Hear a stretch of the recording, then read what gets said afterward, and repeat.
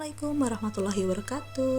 Kami dari kelompok 8 ingin mempresentasikan tentang isu global dalam manajemen strategi, ciri-ciri dan tantangan yang dihadapi dalam persaingan global.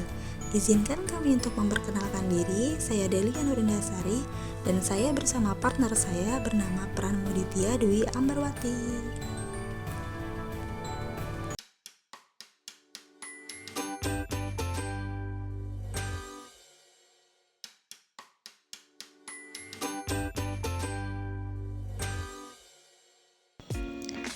Era globalisasi merupakan era atau zaman di mana segala aktivitas manusia berhubungan dengan teknologi.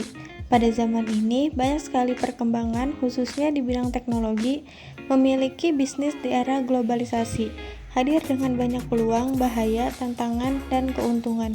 Ciri-ciri globalisasi. Yang pertama ada borderless. Batas negara masih ada secara fisik, tetapi batas ekonomi menjadi kabur, memungkinkan transaksi ekonomi lintas negara dengan mudah. Yang kedua ada hard competition. Persaingan bisnis semakin sengit tidak hanya antar pelaku dalam negeri, tetapi juga dengan pelaku asing. Yang ketiga ada global strategi. Perusahaan multinasional sering menggunakan strategi global dengan standar produk yang sama di berbagai negeri. Yang keempat ada rapid change, perubahan informasi dan teknologi yang tepat memfasilitasi transaksi dan komunikasi antar negara. Yang kelima ada standardization, perdagangan antar negara dilakukan dengan standar internasional yang seragam untuk memastikan kualitas dan konsistensi produk. Tantangan globalisasi.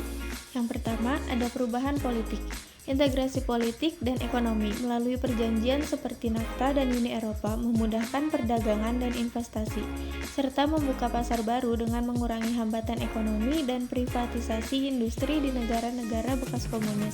Yang kedua ada perkembangan teknologi. Kemajuan dalam teknologi komputasi dan komunikasi memungkinkan aliran informasi global yang cepat, memungkinkan perusahaan kecil bersaing di pasar internasional, dan memfasilitasi operasi global tanpa perlu perjalanan fisik yang sering. Yang ketiga ada iklim bisnis internasional. Teknologi informasi mempercepat globalisasi dengan menghubungkan pasar yang berkembang, menawarkan manfaat ekonomi, inovasi teknologi, dan peluang pertumbuhan bagi perusahaan di seluruh dunia. Yang keempat ada pengembangan pasar.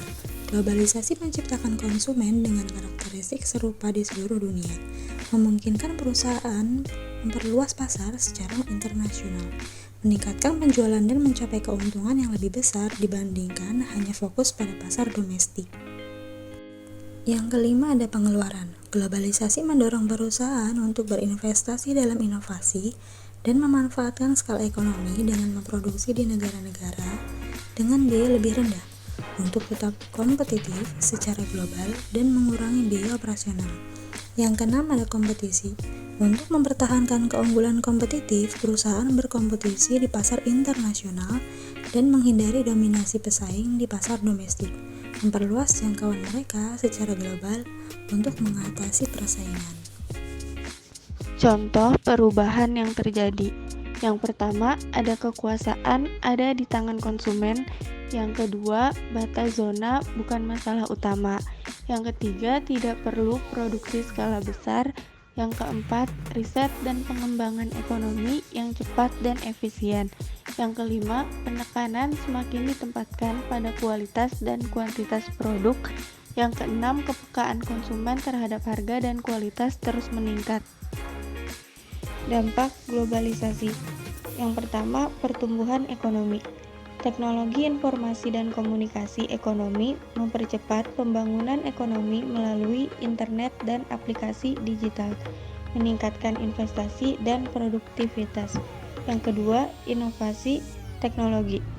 Persaingan global mendorong negara untuk mengembangkan ekosistem teknologi yang kuat, memberikan keuntungan ekonomi dan meningkatkan daya saing.